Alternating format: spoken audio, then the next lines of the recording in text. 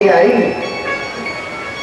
अब बसदेव जी, ये हमारा सौभाग्य है कि आपने हमारे इस संबंध को स्वीकार करके हमें बढ़ाई दी है।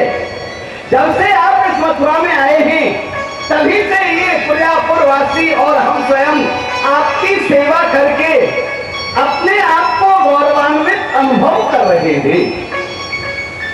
अब आपकी आज्ञा पालन करना हमारा परम धर्म है और परम कर्तव्य है।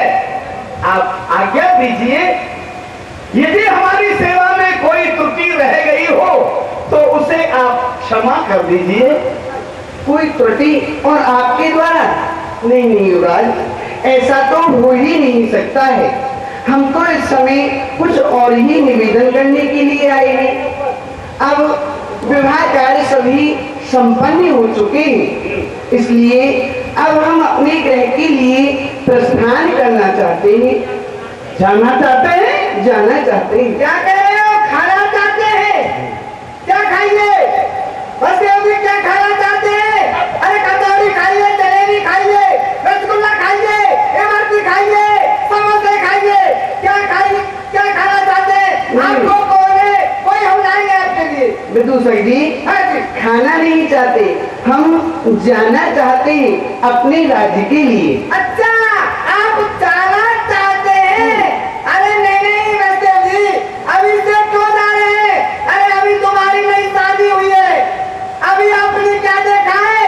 अरे अभी तो पहलवान की लड़ाई देखो और हाथी की लड़ाई देखो और आपको जंगल बाग में घुमाया जाएगा। अरे तुम्हारी ससुराल है, 1 दिन 2 दिन 4 दिन रुकिए, क्यों जा रहे हैं अभी से? जब हमारी शादी हुई थी हम अपने ससुराल में 80 साल रुके थे। 80 साल। 80 साल? हाँ, आप हैं 80 साल के? रुके थे? अच्छा, और तुम जा रहे हैं अभी से? युवराज, जो विवाह के बाद कुछ लौकिक रीति होती है जो वर और वधू अपने गृह आंगन में जाकर उनको पूर्ण करते हैं, उन कार्यों के लिए जाना अति आवश्यक है, इसलिए हम राज्य को जाना चाहते हैं। जैसी आपकी इच्छा है। आपकी आज्ञा का पालन करना ही हमारा कर्तव्य है और फिर ये विवाह लोक रीति और वेद रीति के अनुसार होते ही हैं। ये सब रीतियां तो पूर्ण करनी है, फिर जाना तो है ही, आज नहीं तो कल नहीं तो परसों। ये विदाई की वेला तो आनी है ही, लेकिन ये विदाई की वेला जब आती है तभी बहुत कष्ट प्रदान करती है। और विदाई के समय जो हृदय को दुख होता है वह मुझे भी होगा। बहन जब विदा होगी उसके नेत्रों से आंसू बरसेंगे, वो रुदन करेगी, तो उस समय मेरे मन को भी अपार दुख होगा, उसके आंसू नहीं देखे जाएंगे। इसीलिए मैंने विचार किया है कि जिस रथ में बैठ करके हमारी बहन देव की विदा होगी, आप उस रथ में विराजमान होंगे, लेकिन उस रथ का रथवान मैं स्वयं बनूंगा और कुछ दूर तक आपको विदा करने चलूंगा।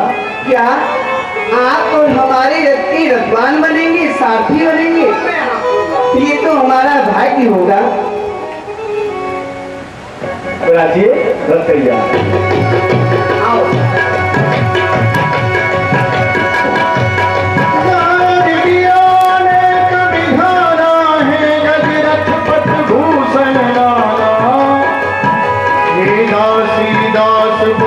संग जीने दान मान परिपूर्ण कीने, दान मान परिपूर्ण कीने। तब चढ़ाई रथ देव की, आप भयो रथवान, आप भयो रथवान। पहुंचावन अति हेत सो चलो सहित अभिमान।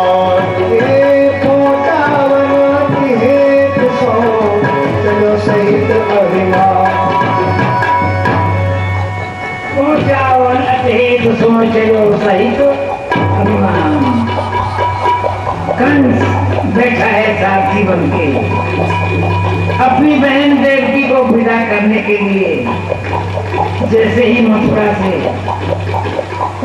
मथुरा से आगरा की ओर रथ चला, के चलते ही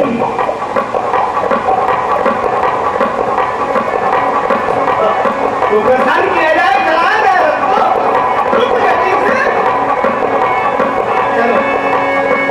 तेहि क्षण गिरा विशाल, होत भई आकाश दे, होय कैसे तेरा काज, देवकी को सुत आठवो।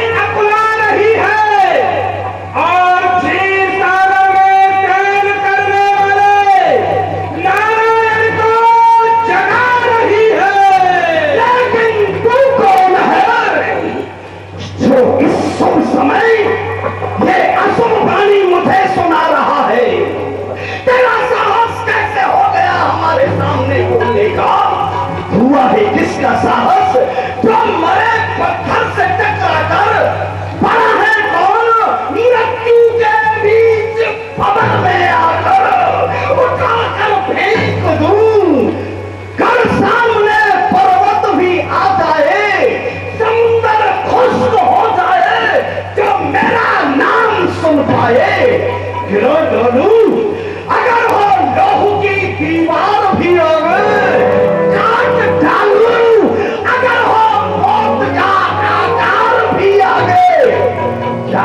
संसार में कोई ऐसा भी योद्धा है कि जिसने मार्ग में चलते मेरे वाहन को रोका है।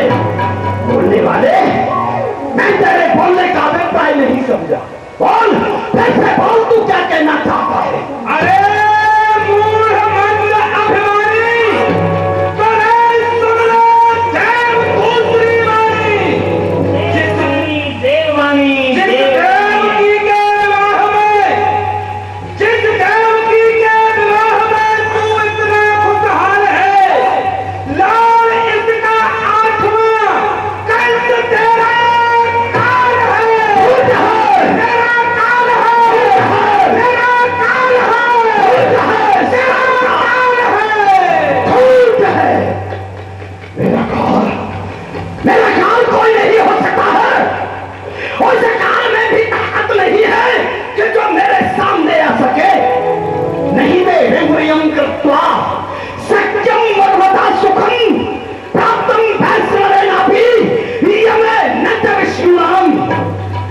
यमराज की ताकत नहीं है कि जो हमारी ओर आंख उठा करके देख सके, देवराज इंद्र में शक्ति नहीं है कि जो हमारा सामना कर सके।